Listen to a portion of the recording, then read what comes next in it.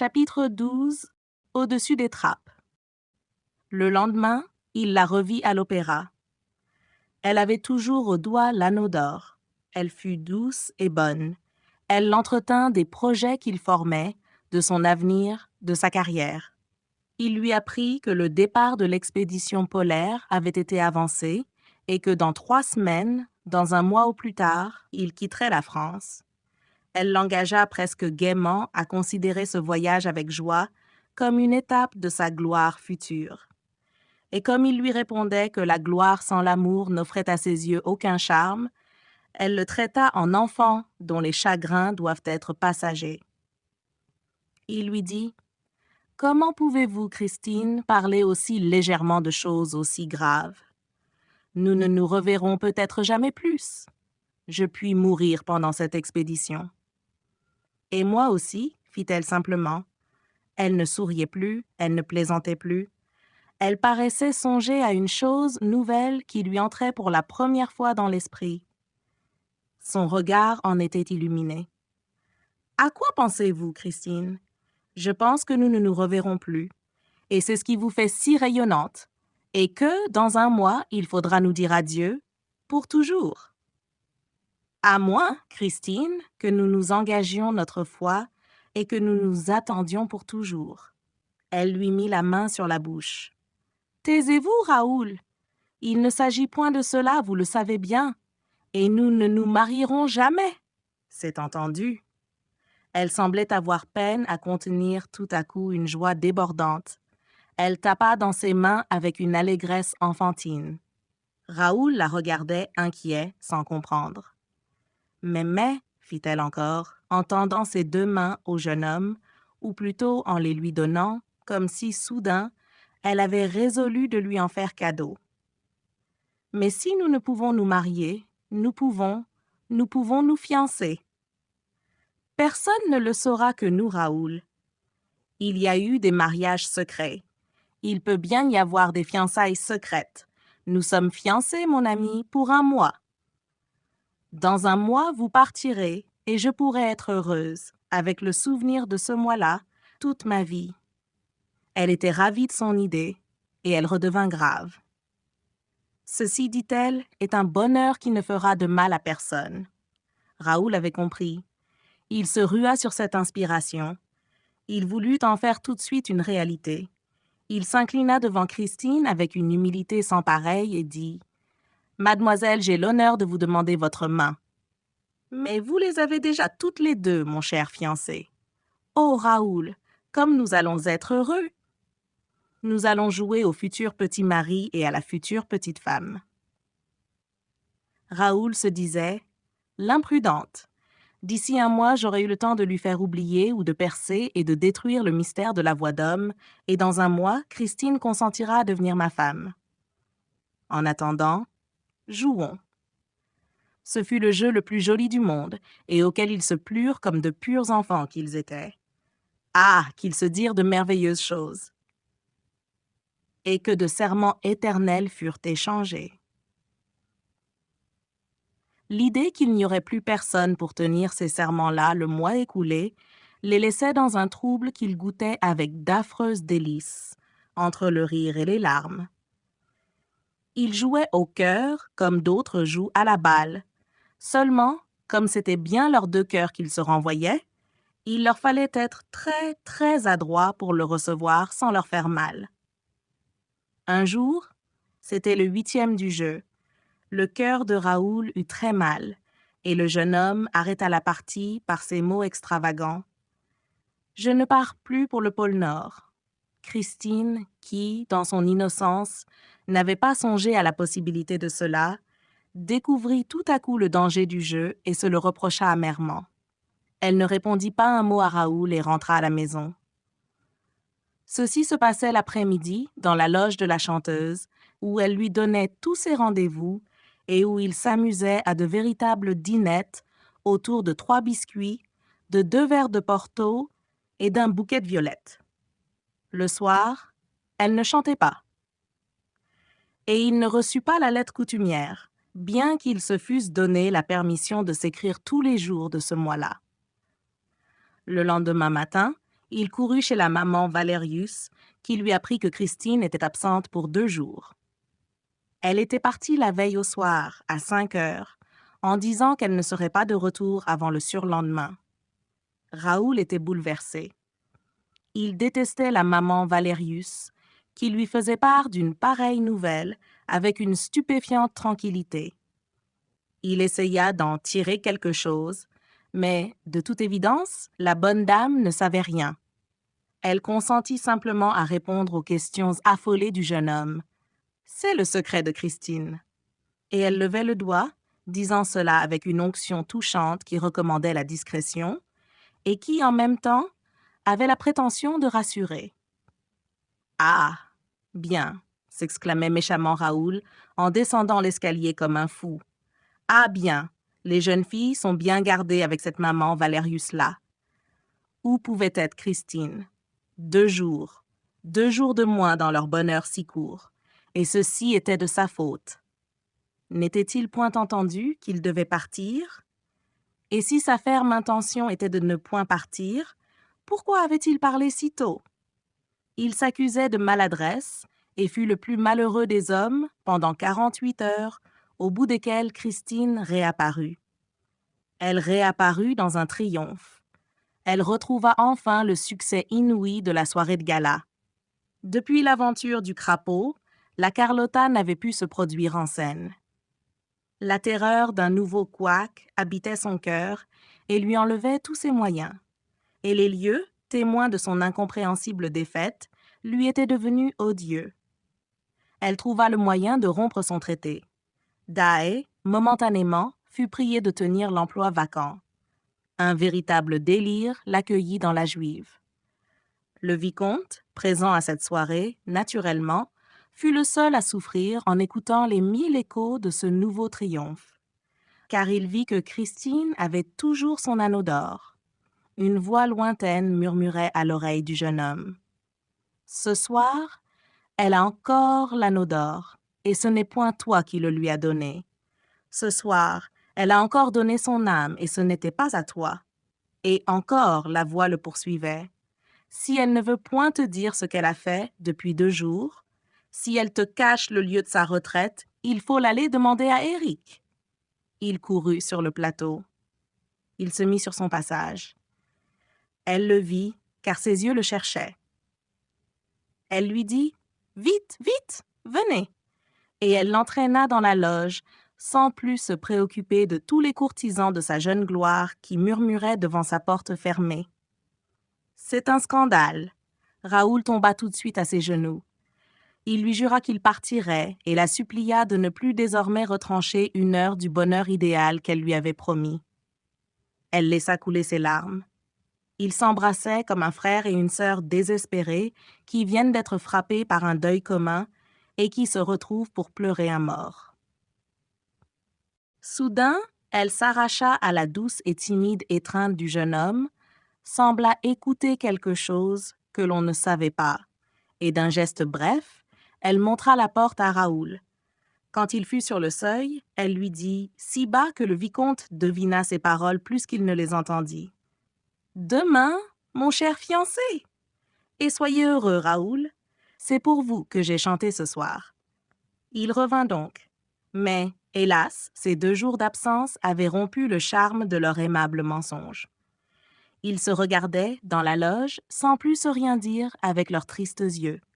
Raoul se retenait pour ne point crier « Je suis jaloux! Je suis jaloux! Je suis jaloux !» Mais elle l'entendait tout de même. Alors elle dit « Allons nous promener, mon ami, l'air nous fera du bien. » Raoul crut qu'elle allait lui proposer quelque partie de campagne, loin de ce monument qu'il détestait comme une prison et dont il sentait rageusement le geôlier se promener dans les murs. Le geôlier Éric. Mais elle le conduisit sur la Seine et le fit asseoir sur la margelle de bois d'une fontaine, dans la paix et la fraîcheur douteuse d'un premier décor planté pour le prochain spectacle. Un autre jour, elle erra avec lui, le tenant par la main, dans les allées abandonnées d'un jardin dont les plantes grimpantes avaient été découpées par les mains habiles d'un décorateur, comme si les vrais cieux, les vraies fleurs, la vraie terre lui étaient à jamais défendus et qu'elle fut condamnée à ne plus respirer d'autre atmosphère que celle du théâtre.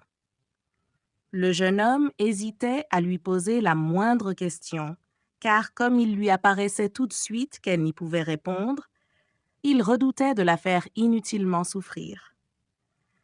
De temps en temps, un pompier passait, qui veillait de loin sur leur idylle mélancolique. Parfois, elle essayait courageusement de se tromper et de le tromper sur la beauté mensongère de ce cadre inventé pour l'illusion des hommes. Son imagination toujours vive le parait des plus éclatantes couleurs, et telles, disait-elle, que la nature n'en pouvait fournir de comparables. Elle s'exaltait, cependant que Raoul, lentement, pressait sa main fiévreuse. Elle disait « Voyez, Raoul, ces murailles, ces bois, ces berceaux, ces images de toile peinte, tout cela a vu les plus sublimes amours, car ici, elles ont été inventées par les poètes, qui dépassent de 100 coudées la taille des hommes. Dites-moi donc que notre amour se trouve bien là, mon Raoul, puisque lui aussi a été inventé, et qu'il n'est, lui aussi, hélas, qu'une illusion. » Désolé, il ne répondait pas. Alors, notre amour est trop triste sur la terre. Promenons-le dans le ciel. Voyez comme c'est facile ici. Et elle l'entraînait plus haut que les nuages, dans le désordre magnifique du Gril, et elle se plaisait à lui donner le vertige en courant devant lui sur les ponts fragiles du cintre, parmi les milliers de cordages qui se rattachaient aux poulies, aux treuils, aux tambours, au milieu d'une véritable forêt aérienne de vergues et de mâts. S'il hésitait, elle lui disait avec une moue adorable « Vous, un marin !» Et puis il redescendait sur la ferme, c'est-à-dire dans quelques corridors bien solides qui les conduisaient à des rires, à des danses, à de la jeunesse grondée par une voix sévère. « Assouplissez, mesdemoiselles, surveillez vos pointes. » C'est la classe des gamines, de celles qui viennent de n'avoir plus 6 ans ou qui vont en avoir 9 ou 10, et elles ont déjà le corsage décolleté, le tutu léger, le pantalon blanc et les bas roses, et elles travaillent. Elles travaillent de tous leurs petits pieds douloureux, dans l'espoir de devenir élèves des quadrilles, compilées, petits sujets, premières danseuses, avec beaucoup de diamants autour. En attendant, Christine leur distribue des bonbons. Un autre jour, elle le faisait entrer dans une vaste salle de son palais, toute pleine d'oripeaux, de défroques de chevaliers, de lances, d'écus et de panaches, et elle passait en revue tous les fantômes de guerriers immobiles et couverts de poussière.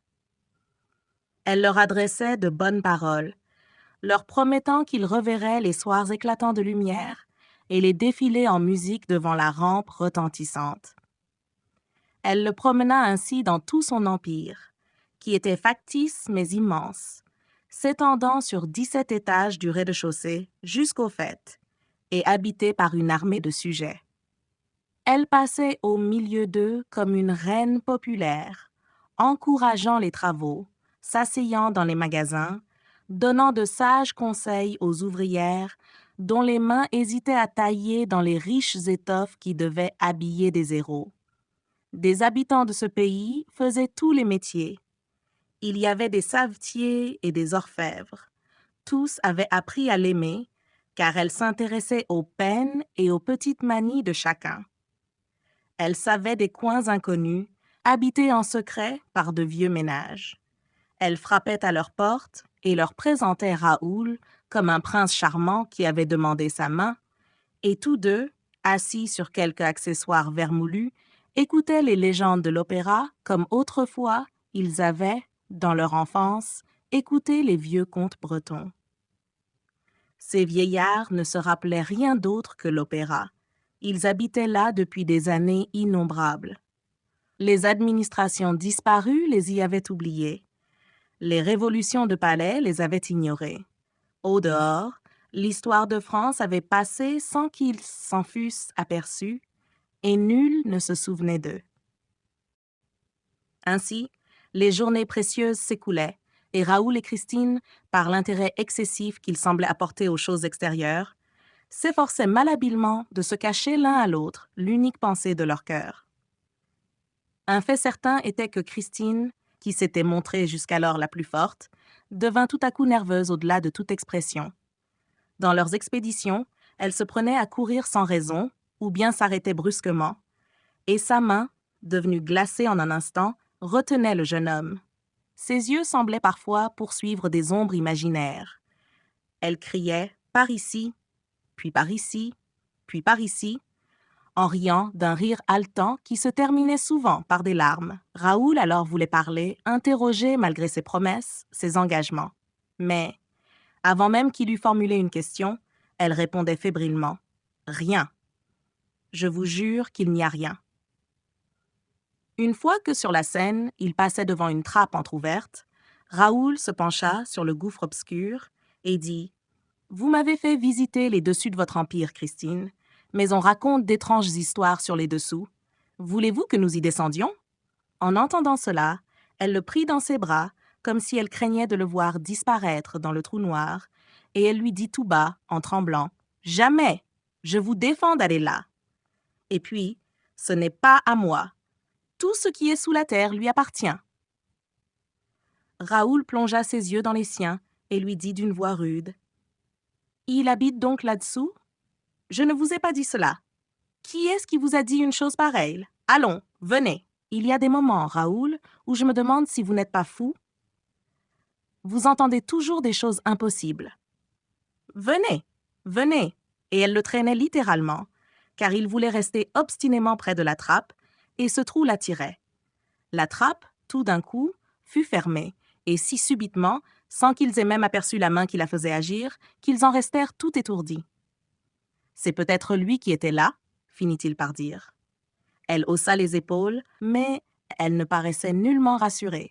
« Non, non, ce sont les fermeurs de trappe. Il faut bien que les fermeurs de trappe fassent quelque chose. Ils ouvrent et ils ferment les trappes sans raison.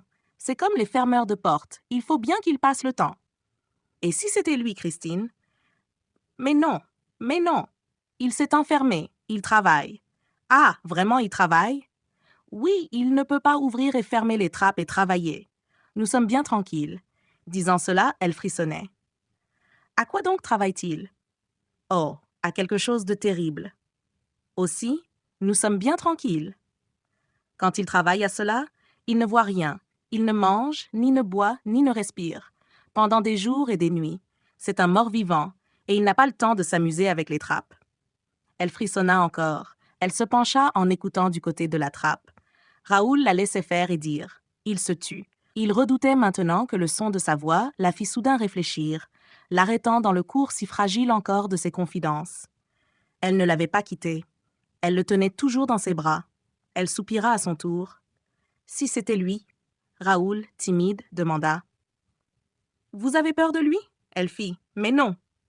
Mais non. » Le jeune homme se donna, bien involontairement, l'attitude de la prendre en pitié, comme on fait avec un être impressionnable qui est encore en proie à un songe récent. Il avait l'air de dire « Parce que vous savez, moi, je suis là. » Et son geste fut presque involontairement menaçant. Alors, Christine le regarda avec étonnement, tel un phénomène de courage et de vertu, et elle eut l'air, dans sa pensée, de mesurer à sa juste valeur tant d'inutile et audacieuse chevalerie. Elle embrassa le pauvre Raoul comme une sœur qui le récompenserait, par un accès de tendresse, d'avoir fermé son petit poing fraternel pour la défendre contre les dangers toujours possibles de la vie. Raoul comprit et rougit de honte. Il se trouvait aussi faible qu'elle. Il se disait « Elle prétend qu'elle n'a pas peur, mais elle nous éloigne de la trappe en tremblant. » C'était la vérité. Le lendemain et les jours suivants, ils allèrent loger leurs curieuses et chastes amours, quasi dans les combles, bien loin des trappes. L'agitation de Christine ne faisait qu'augmenter au fur et à mesure que s'écoulaient les heures. Enfin, une après-midi, elle arriva très en retard, la figure si pâle et les yeux si rougis par un désespoir certain, que Raoul se résolut à toutes les extrémités, à celle, par exemple, qu'il lui exprima tout de go, de ne partir pour le pôle Nord, que si elle lui confiait le secret de la voix d'homme. « Taisez-vous, au nom du ciel, taisez-vous. » S'il vous entendait, malheureux Raoul. et les yeux hagards de la jeune fille faisaient autour d'eux le tour des choses.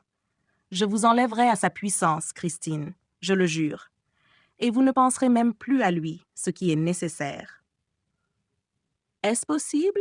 Elle se permit ce doute, qui était un encouragement, en entraînant le jeune homme jusqu'au dernier étage du théâtre, à l'altitude, là où l'on est très loin des trappes. Je vous cacherai dans un coin inconnu du monde où il ne viendra pas vous chercher. Vous serez sauvés, et alors je partirai puisque vous avez juré de ne pas vous marier jamais. Christine se jeta sur les mains de Raoul et les lui serra avec un transport incroyable.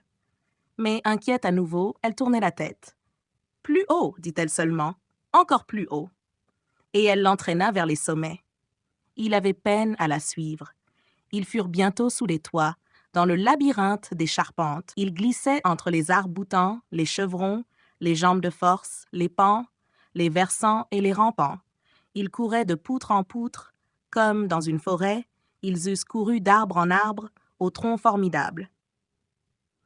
Et malgré la précaution qu'elle avait de regarder à chaque instant derrière elle, elle ne vit point une ombre qui la suivait comme son ombre, qui s'arrêtait avec elle, qui repartait quand elle repayait et qui ne faisait pas plus de bruit que n'en doit faire une ombre. Raoul, lui, ne s'aperçut de rien, car quand il avait Christine devant lui, rien ne l'intéressait de ce qui se passait derrière.